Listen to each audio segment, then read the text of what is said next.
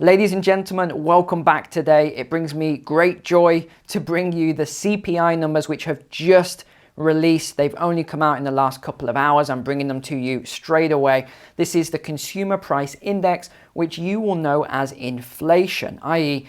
either the increase or the decrease to your grocery bill, what you put into your fuel tank, the energy into your home, etc. So we're going to be going over the numbers today. And if you didn't watch last month's video, that's okay. I'll probably link it at the end and you can see how we compared.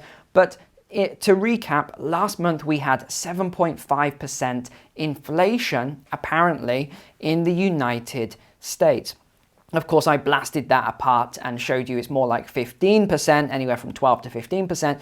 But still, we're going to go with the official figures today, which they are saying from last month was 7.5. My forecast for today, this month, was 8% to 8.2%. So let's see what the numbers came in at, and then we're going to go off these numbers I've got here from last month. This is going to be quite amusing when we actually start digging into this. So let's go to the shared screen now then, and let's look at these numbers. So here it is from the US Bureau of Labor Statistics. What do we get? They never put it so it's really clear, by the way. You have to dig in. So here it is.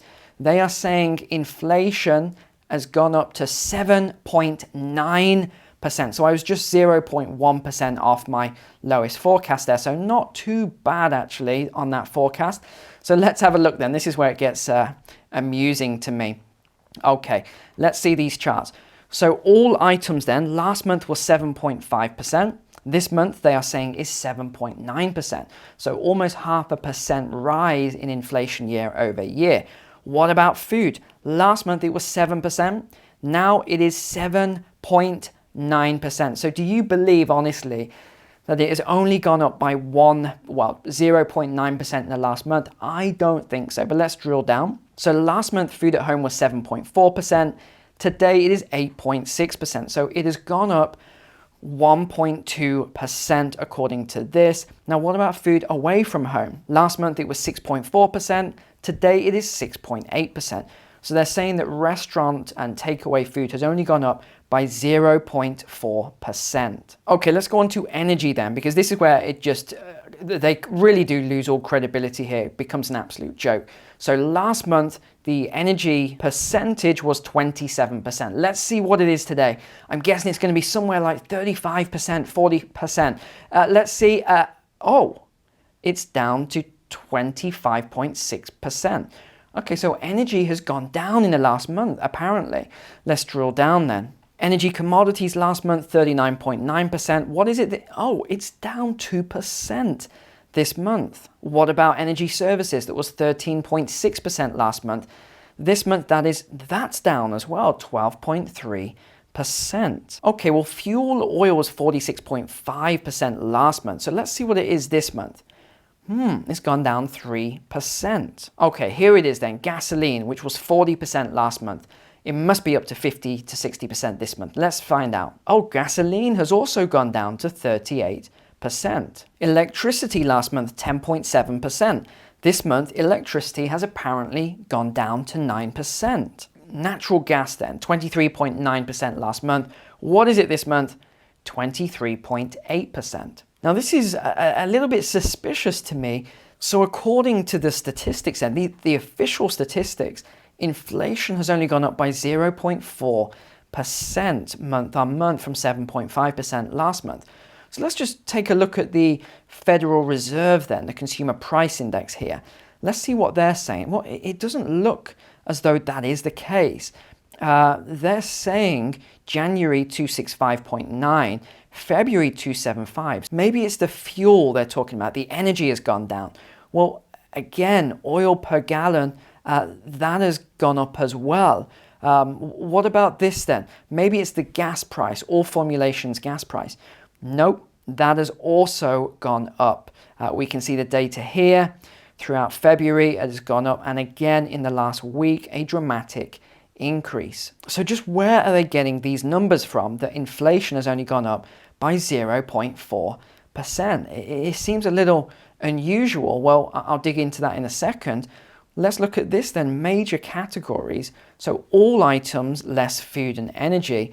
is only up 6.4%. Now, I hear you cry out, what about rents, Neil? That can't be right. Well, this is what they're using. This is called owner's equivalent rent. So it's not actually the rent price. This is just a huge scam that they do. Instead, they sort of go around and they start asking, well, how much would this be? How much theoretically could this be? So these numbers are just not accurate. But even with this, look at the increase that we have been seeing. So where are they actually getting these numbers from then? Well, there's a notice on this report just here, and it says, updated seasonal factors introduced on the 8th of February. So if we click read more, it takes us to this page here, which doesn't really say a lot. But then if you actually dig down and you open up this document, which I've downloaded, and it shows you all the changes that they have made to the CPI since the 8th of February. I mean, look at this. It just goes on and on and on and on and on and on. It goes on forever. So we'll leave it at that because this just keeps going. But what does Shadowstats, more importantly, put the CPI at? Shadowstats is your go-to resource if you want genuine statistics and numbers. So they are using the same numbers as of 1980. So if they hadn't have changed it and updated and done all of these changes, these are the numbers that we would see today. Now, you look at the CPI that the government is reporting, which is just shy of 8% here. Well, Shadowstats actually puts this at around 16%. So let me give you a little example then to put this into context. Let's say you have this $100 bill in your pocket. A year ago, you could buy $100 worth of products or services with this $100 bill here. But as of today, with the current rate of inflation, this $100 bill is really only worth about $92 in today's purchasing power. So you've lost a lot of money. Now, you compare this as well to what's happened the year before. So the inflation in 2020, you've got inflation in 2021. We've now got inflation in 2022. You start comparing these inflationary numbers. We haven't even got into a worse inflation later in the year as a result of these new energy increases, which are energy inputs. I was watching some very strange United States American news this week talking about how inflation is a good thing and how all of this misinformation and fake news around oil. If you believe this nonsense put out by a three-letter news organization which begins with a C and ends with an N, then good luck to you. I wouldn't base anything off of that information. Just the craziness of all this information coming out this week was mind-baffling to me. So overall then, we've seen the highest inflation rates now in the last 40 years. Just going off their official numbers here, it was 1982 since we last saw inflation this high. Now, of course, they're going to come out with this false flag now and say, oh, all of this inflation, it's not our fault. Nothing to do with the amount of new currency that we created. No, it was nothing to do with us. No, it was Russia.